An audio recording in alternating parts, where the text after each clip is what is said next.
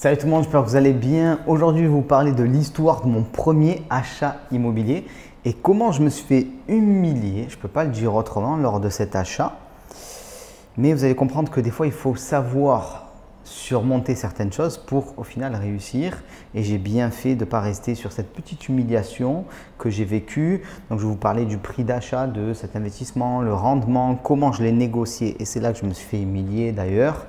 L'importance que ce bien a eu pour moi. Et voilà, donc ça c'est très important pour vous, surtout si vous vous lancez, si vous êtes dans votre premier ou de vos premiers achats immobiliers. On dit souvent, et c'est une réalité, que le premier achat immobilier est le plus important. Et c'est vrai, parce que si vous vous plantez sur le premier achat immobilier, il va falloir beaucoup de temps pour vous en relever. Et donc cet achat immobilier, il va conditionner une grande partie de vos futurs achats. Et surtout cette première période, on va dire, où vous allez essayer d'accélérer, si vous faites n'importe quoi, vous allez subir un coup d'arrêt. Donc, il faut faire très attention et je vais donc me servir de cet achat, mon premier achat à moi, pour vous expliquer ce qu'il faut faire. Alors d'abord, pourquoi j'ai fait de l'immobilier? C'était en 2009, j'avais 23 ans, quelque chose comme ça, vers là. J'avais plein de possibilités. Je pouvais par exemple faire de la bourse, il n'y avait quand même pas de mal d'autres possibilités que l'immobilier. Je pouvais essayer de faire les études les plus longues possibles et avoir le meilleur salaire, tout ce qu'on veut, voilà. Et donc j'ai étudié un peu toutes les possibilités d'enrichissement qui existaient et je suis arrivé à la conclusion suivante. Premièrement, la plus sûre, c'est l'immobilier de loin. La bourse, ça monte, ça descend, ainsi de suite. De toute façon, en bourse, tu es obligé de mettre ton argent dedans. Donc, même si voilà, tu as 1 million d'euros, ce qui est magnifique, tu ne vas pas jouer 1 million d'euros en bourse. Donc, si tu as 1 million d'euros, peut-être que tu vas jouer 200 000 euros.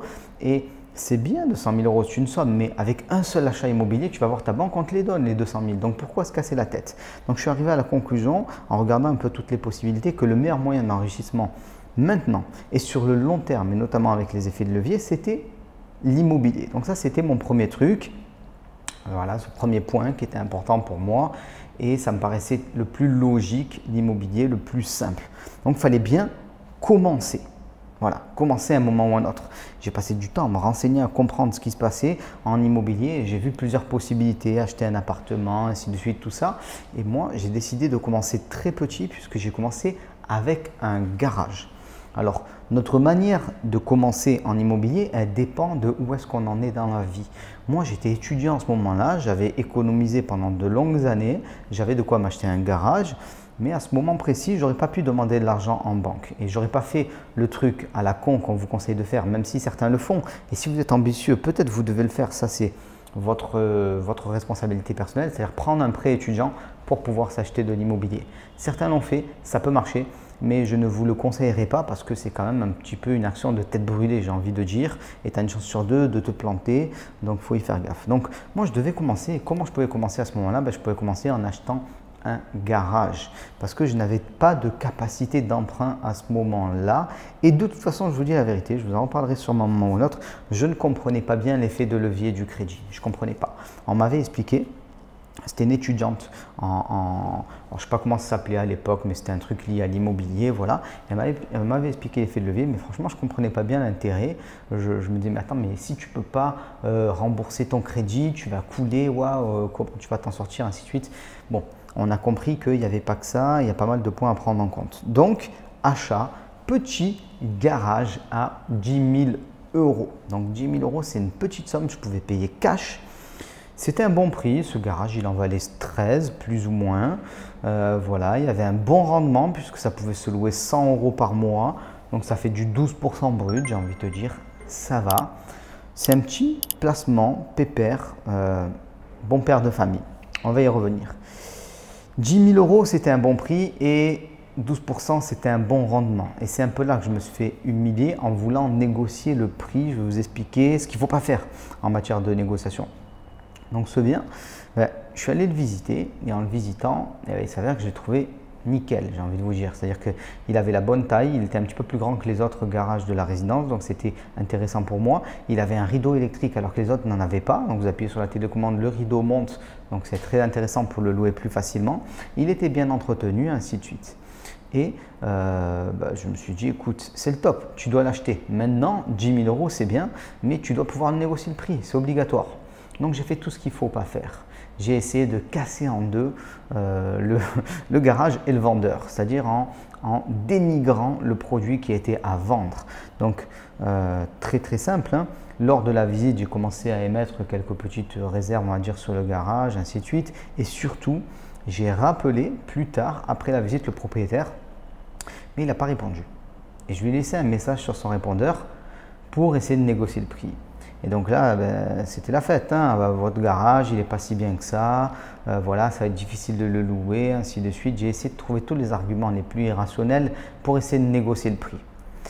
De mémoire, je ne me souviens plus précisément quelle offre j'ai fait, c'était 8 000 €. Je l'avais écrit ça dans Adjo Patron. Vous pouvez regarder le livre, vous avez le lien en description. Bon, je me souviens plus si c'est 8 000, mais j'avais essayé de négocier le prix. Et le gars m'a rappelé. Et quand il m'a rappelé, je n'ai pas décroché parce que je n'ai pas vu mon téléphone. Il m'a laissé un message vocal. Et c'est là que je me suis fait humilier. Et c'est là que vous devez savoir rebondir, c'est très important. Il m'a dit la chose suivante. Monsieur Caillé, pas de souci, je vais vous faire une réduction sur le prix. Au lieu de vous vendre le garage 10 000 €, je vous le propose à 9 999 €. Et là, il m'avait cassé en deux. C'est-à-dire, en gros, écoute, ne fais pas chier avec ta négociation à 2 francs. Mon garage, il vaut 10 000 et c'est 10 000. Point barre. C'était un investisseur immobilier qui m'a d'ailleurs donné un conseil après, car je me souviens très bien à cette époque-là, quand j'avais acheté le garage, quand on est allé chez le notaire, on est allé chez son notaire d'ailleurs, c'est pas ce qu'il faut faire. J'aurais dû prendre mon notaire, mais c'était mon premier achat, j'étais tout seul, personne pour me conseiller. Et on était dans sa voiture, c'est lui qui m'a amené chez le notaire. Il m'a dit, écoute petit, si tu achètes des garages régulièrement, surtout comme tu le fais là, tu vas payer cash et que tu ne touches pas à l'argent que ça va générer, dans un certain nombre d'années, tu seras vraiment tranquille financièrement. Il ne m'a pas dit que tu seras rentier évidemment, mais voilà. Bon, j'avais déjà le plan en tête, mais c'était un conseil de personnes plus âgées. Et souvent, ça vaut le coup quand les mecs ont fait des choses. Quand quelqu'un vous donne un conseil et qu'il n'a rien fait, ça ne sert à rien d'écouter. Le gars qui a un investissement immobilier ou qui n'en a pas et qui essaie de te dissuader de faire quelque chose ou de te lancer, ne l'écoute même pas, il ne sait même pas de quoi il parle de toute façon, donc ça ne sert à rien. Donc ce gars, il m'avait donné ce conseil-là, il m'avait cassé en deux au niveau du prix. Et donc quand il m'a dit ça, je l'ai rappelé tout de suite.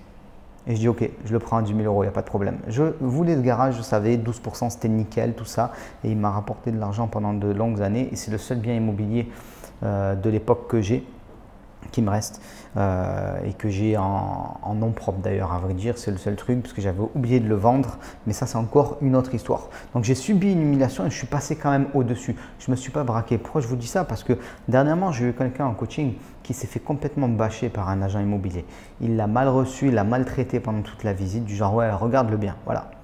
Bon, l'agent immobilier, c'est un professionnel, il sait très bien ce qu'il fait. Le prix du bien, il est bon, ainsi de suite. Il n'y a pas besoin de se casser la tête. Tu as dit écoute, regarde le bien. Puis la personne que j'avais en suivi, que j'ai en suivi d'ailleurs, a voulu poser des questions à cet agent immobilier qu'il a un peu bâché, répondu vraiment très rapidement, voilà, qu'il a un peu pris de haut et il s'est vexé. Et il a perdu le bien parce que justement, il n'a pas répondu tout de suite. C'est au bout de 3 semaines, après que je le relance, qu'il a dit oui, j'aimerais bien acheter le bien, tel prix, ainsi de suite, mais entre-temps, ça a été vendu. Il ne faut jamais prendre les choses personnellement en matière d'investissement immobilier, même peut-être d'une manière générale dans la vie, ça c'est encore autre chose. Mais ok, tu te fais humilier, ok, fais-toi petit, passe, fais ce que tu as à faire et après demain tu seras grand. De toute façon, tu ne repenseras même pas à tout ça. Donc ça, c'est un investissement. Votre premier investissement immobilier, il est très important, vous devez y faire attention, mais vous devez le dimensionner correctement. Ne faites pas l'erreur que font beaucoup de personnes. Je l'ai vu d'ailleurs, ça m'avait surpris, qui ont lu mon livre. Je vous le dis, il y a un effet pervers à mon livre, c'est-à-dire que beaucoup de personnes qui lisent mon livre, au final, veulent acheter des garages. Mais j'essaie de vous faire passer le message suivant. Vous devez commencer avec vos possibilités du moment. Ce n'est pas que j'ai commencé par un garage que vous devez commencer par un garage. Si aujourd'hui vous avez un emploi stable et une capacité d'emprunt, il est assez probable que vous ne devriez pas commencer par un garage, mais plutôt par un ensemble de garages ou par un appartement ou quelque chose d'un petit peu plus gros, parce qu'un garage c'est rien pour une personne qui a un salaire et qui a des capacités d'emprunt. Mais moi, ce n'était pas mon cas à l'époque. Donc réfléchissez à votre capacité à vous, formez-vous pour améliorer vos capacités et pour prendre les bonnes décisions. C'est super important. Donc vous devez commencer à un moment ou à un autre. Cet achat immobilier, ce premier achat immobilier, il est très important. Vous devez avoir un bon prix, vous devez avoir un bon rendement, vous devez négocier, vous devez savoir comment vous allez l'exploiter plus tard. Moi, je savais que j'allais pouvoir l'exploiter facilement pour de la location, soit pour une voiture, soit pour du stockage. En l'occurrence, c'était une voiture. J'ai tout simplement mis des petits flyers dans les boîtes aux lettres de la résidence et c'était loué dans la journée. Donc, c'est allé très très vite en fait, tout simplement. Et vous aussi, donc, vous devez savoir faire tout ça. Cette analyse globale de votre premier achat immobilier. Et si vous voulez vous former, que ce soit votre premier achat immobilier ou pas, parce que souvent, beaucoup de personnes qui ont déjà 3, 4, 5, 6 biens immobiliers pensent qu'elles sont déjà arrivées. Mais non, il y a un moment ou un autre où tu peux aller plus loin et surtout, tu peux faire mieux. Voilà. Moi, j'ai vu peu d'investisseurs immobiliers qui ont réussi à sortir, par exemple, un peu plus de 2 millions d'euros en 2 ans, 3 ans, voilà, sans tricher avec des situations normales et tout. Donc, je ne dis pas que ce sont des choses qui sont faisables pour tout le monde, loin de là. Mais qui ont été faites par des gens qui avaient des situations classiques et sans tricher. Donc, c'est faisable. Donc, formez-vous. Juste en dessous, vous avez 10 heures de formation. Pendant 15 jours, vous allez recevoir un email par jour avec des séminaires immobiliers, des vidéos de formation, même du contenu PDF si je ne me trompe pas. Beaucoup de contenu. Vous allez aussi aller dans mes biens immobiliers. Donc à Marseille, par exemple, mon appartement du Vieux-Port, là, le penthouse que j'ai acheté il n'y a pas longtemps et plein d'autres appartements plus normaux, des garages. Voilà, vous allez faire le tour avec moi de ce que c'est l'immobilier en 10 heures de formation totalement gratuite. Donc je vous laisse regarder ça juste en dessous et on se retrouve très vite. Ciao tout le monde!